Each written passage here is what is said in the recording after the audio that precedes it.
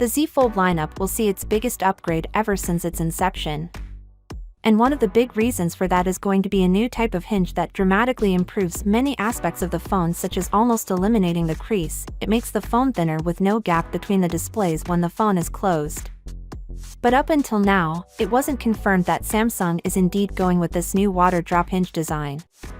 But that changes today, as the biggest Samsung leaker out there is confirming that both the Galaxy Z Fold 5 and Z Flip 5 will indeed use this new water drop hinge design. And what's impressive is that Samsung has also retained the IPX8 water-resistant rating, something their competitors couldn't be able to do with their foldables. By the way, if you don't know what IPX8 is, it basically means the phone can be submerged in up to 1.5 meters of fresh water for up to 30 minutes. But it is not dust-resistant. Moving on, we also have storage information for the Z Fold 5 from Sam Mobile. The phone will be offered in 3 configurations that are 256GB, 512GB, and 1TB variants, and all of them will offer the fastest UFS 4.0 storage speeds. The Z Flip 5, however, will start from 128GB, and there won't be a 1TB version. We know that the Z Fold 5 is going to get thinner thanks to the new hinge, but how thin, you might ask?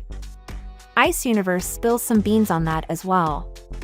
You see, right now the Z Fold 4 when it's closed measures 15.8mm near the hinge, but the Z Fold 5 is going to measure only 13mm when folded shut.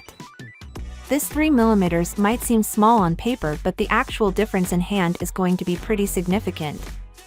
Moving on, we heard a rumor a while ago that Samsung will finally bring a dedicated slot to store the S Pen on the Z Fold 5.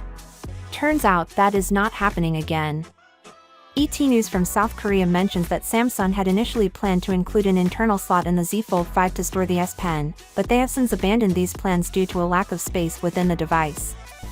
The only way they could have done it would have been to make the device thicker, which would not be a desirable option for them right now.